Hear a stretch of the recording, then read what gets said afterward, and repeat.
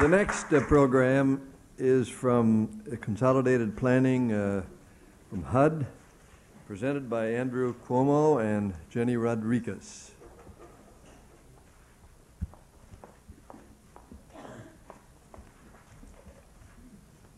Good morning. I don't know if it's the best time to come before you as a Clinton representative, but I'm here. It's an honor to be before you this morning to speak about consolidated planning, which really for us is a culmination, a crystallization, if you will, of a 4-year reinvention effort of all the community development programs at HUD. What we did when we got to HUD is we basically started with a blank slate, and we said, let's see how we do this right.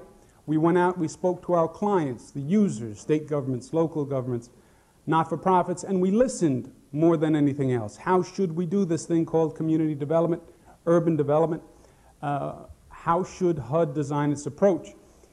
And basically, we designed a new policy. We then designed programs to fit that policy and then are working on a way to communicate it.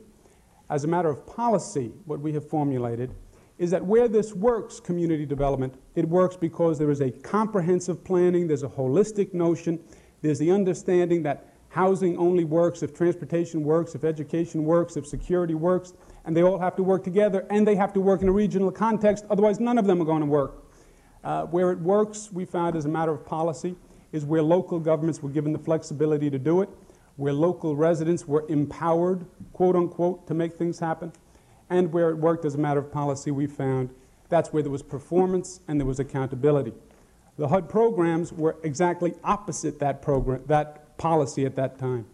We therefore changed the programs to fit the policy. We consolidated 12 into one to allow comprehensiveness. We incorporated performance benchmarks to get accountability and performance measures, and we came up with a new way to communicate. A lot of what we've been talking about is the alienation between government and citizens. And part of that is just the communication itself. We're moving away from a world of acronyms, CDBG and ESG and SRO and ICE-T, and a language that makes sense to us who are in the federal government but doesn't really go far in communicating. We designed a software program that says to citizens across the country, if you want to find out what your government is doing, we'll give you mapping software. So you can see your own backyard and you can see what government is doing in your backyard. No more federal forms, no more you have to go to City Hall. A piece of software that we can send to you with just a 1-800 number. Use of the internet for an electronic town hall where if you want to comment on those plans, do it electronically and we'll get back to you. This started 4 years ago. It is now in culmination. It is in fruition. It is happening. It is happening with 900 jurisdictions from coast to coast, 900 cities, counties, states. One of them is with us here today, Ms. Rodriguez from the state of Nevada, who would be my pleasure to introduce. Thank you, Mr. Cuomo. It's Nebraska. But that's okay. We're going to have him come out to Nebraska. And I am one of HUD's clients. States aren't traditionally thought of as one of the clients. I'm from the Nebraska Department of Economic Development. And when we heard that HUD had a new idea for a new planning strategy, we thought, great, another new idea. That's what we need from the federal government. Because in 1993, we were recovering from the floods of 93. LA was recovering from the riots of 93. Nobody needed a new planning idea or a new planning strategy. So we went through those stages of growth. First of all, we were angry. What? Another bright idea? Then we went through the idea of, well, maybe there could be something here. Let's find out what it is and what's good, and let's get on with it so that we can get our money, because the planning strategy was tied to funding. And we moved into innovators in the process. As innovators in the consolidated planning process, the state of Nebraska was able to engage a lot more citizens than we ever had before. We brought people together, volunteers, nonprofit groups, local officials, to develop the strategies for the state. We used video conferences. We linked people who were 450 miles away from the state capitol through video conferencing networks. They now had input. We now link to HUD's homepage. They have our strategies on their homepage. They point to our homepage where we have people that they can directly contact regarding access to programs, access to strategies. Finally, it is the right thing to do. HUD had the right idea. We happen to be innovators and implementers with that idea. We've moved from thinking functionally, from thinking programmatically to functionally. People's problems and communities are not related to programs. They're related to a quality of life, prevention, elimination of crime, and affordable housing. And so we've been able to address those in a very functional way. We've streamlined our own processes. We're working with the U.S. Department of Agriculture, who now has a requirement that there's a state strategic plan for rural development. We're saying we're going to build on the consolidated plan because that is the basis for the needs in our state for community and housing development. So we've evolved to a very effective planning process in the state, and we've benefited from the vision that HUD's had. Thank you. Thank you. First question from Tom, the second from Max, third from Jack. As a start. What I'd like to know is, you mentioned, Mr. Cuomo, there were 900 places. When people are applying to HUD grants, I mean, in the case here of Nebraska, is this a system-wide program? And how many other Nebraskas are there out there that have been involved in this process? Mr. Downey, virtually, literally every grantee who HUD deals with, which happens to be every city over 50,000, every state, all the large counties, are on this system. Again, it started 4 years ago, first with the policy level, then we changed the programs to make it work, and then we designed the software as the mechanism to do it. 2 years ago, we began implementation, and 2 years ago we had a transition year where a city or a state could use the new system or the old system. This past year, every jurisdiction used this system, over 925. Max, next.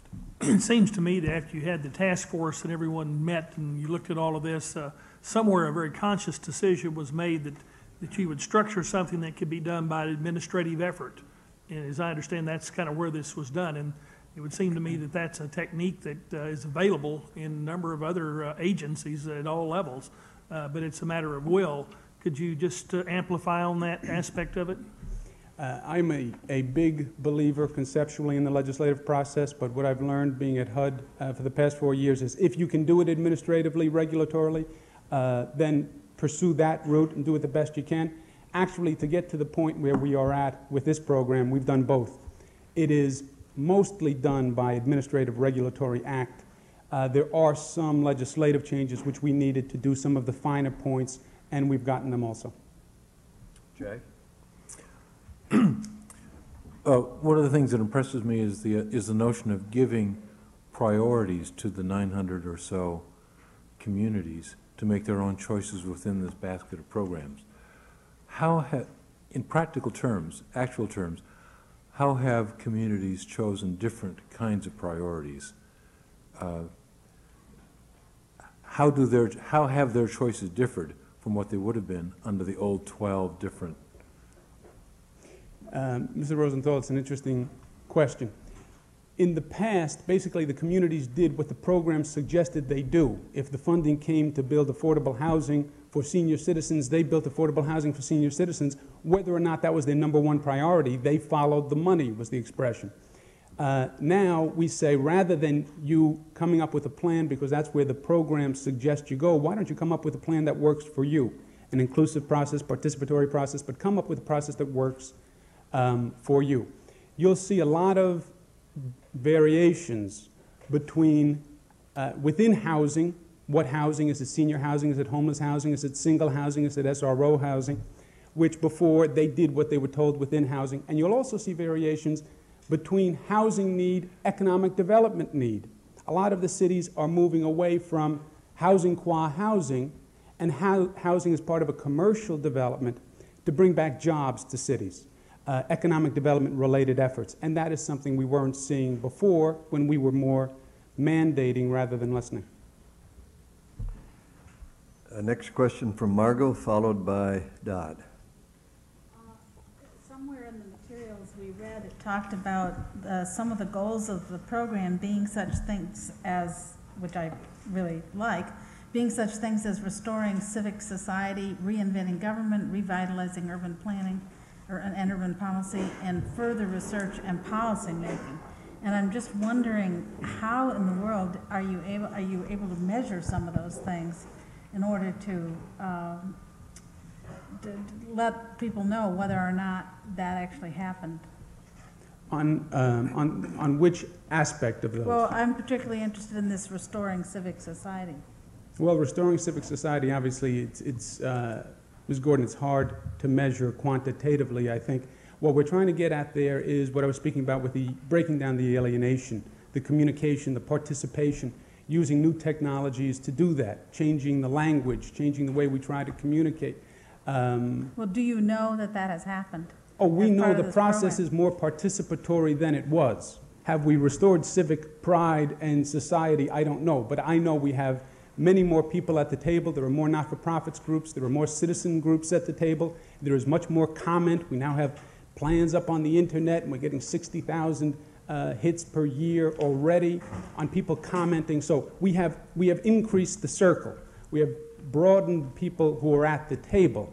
Have we met our goal yet? No. Would we ever meet the goal? If you asked me, until you had every person fully participating in this system, you wouldn't have accomplished the goal.